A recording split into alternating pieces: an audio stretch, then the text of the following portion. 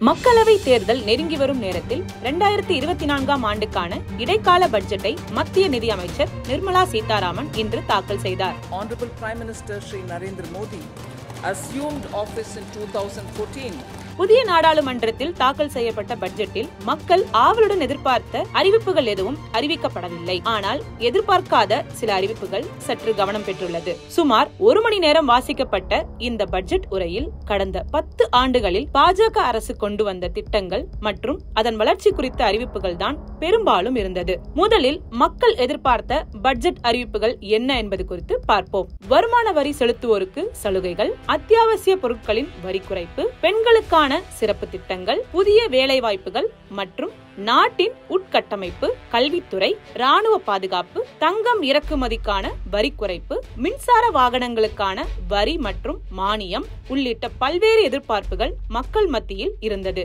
இதில் கல்வி, பாதுகாப்பு குறித்த அறிவிப்புகள் மட்டுமே பட்ஜெட்டில் இடம்பெற்றுள்ளது. நாட்டின் உட்கட்டமைப்பு குறித்து பார்த்தால் ரயில்வே துறையில் சில அறிவிப்புகள் வெளியிடப்பட்டுள்ளன. அதாவது 40,000 ரயில் பெட்டிகள் வந்தே பாரத் ரயில் பெட்டிகளுக்கு இணையாக தரம் உயர்த்தப்படும் என்றும், சரக்கு ரயில்களுக்கு பிரத்யேக வழித்தடங்கள் கொண்டுவரப்படும் எனவும், நாட்டின் முக்கிய நகரங்களில் மெட்ரோ ரயில் இணைப்பு திட்டம் செயல்படுத்தப்படும் என தெரிவிக்கப்பட்டது.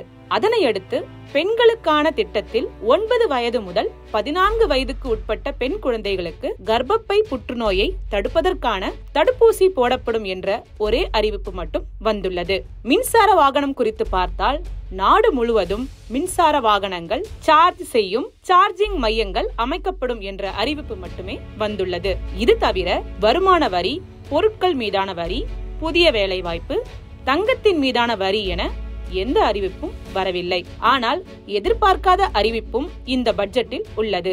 அதையும் பார்த்து விடலாம். ஆயுஷ்மான் பாரத் திட்டத்தில் அனைத்து அங்கன்வாடி ஊழியர்களும் சேர்க்கப்படுவார்கள் என அறிவிக்கப்பட்டுள்ளது. நாடு முழுவதும் மருத்துவக் கல்லூரிகள் அமைப்பது தொடர்பாக தனிக்குழு அமைக்கப்படும் என தெரிவிக்கப்பட்டுள்ளது. இதனால் ஏற்கனவே உள்ள மருத்துவமனைகளில் புதிதாக மருத்துவக் கல்லூரிகள் அமைக்க வாய்ப்புள்ளது. வேளாண் துறை பொறுத்தவரை அரசு மற்றும் தனியார் முதலீடுகள் இருக்கும் என தெரிவிக்கப்பட்டுள்ளது. வேளாண் விளைபொருட்களை அறுவடைக்கு பின் மதிப்பு கூட்டப்பட்ட பொருட்களாக மாற்றி சந்தைப்படுத்தப்படும். அதற்கான முதலீடுகளில் அரசு ஈடுபடும் என அறிவிக்கப்பட்டுள்ளது. மேலும் யூரியாவை போன்று DAB உரங்களிலும் அதிநவீன நானோ தொழில்நுட்பம் கொண்டு வரப்படும் எனவும் அறிவிக்கப்பட்டுள்ளது. கால்நடை வளர்ப்பை ஊக்குவிக்க பல புதிய திட்டங்கள் கொண்டு வரப்படும் எனவும், கிராமப்புறங்களில் அடுத்த 5 ஆண்டுகளில் 2 கோடி வீடுகள் கட்டப்படும் என்றும் அறிவிக்கப்பட்டுள்ளது. இது போன்ற எதிர்பார்க்காத அறிவிப்புகளும் வெளியாகியுள்ளது குறிப்பிடத்தக்கது.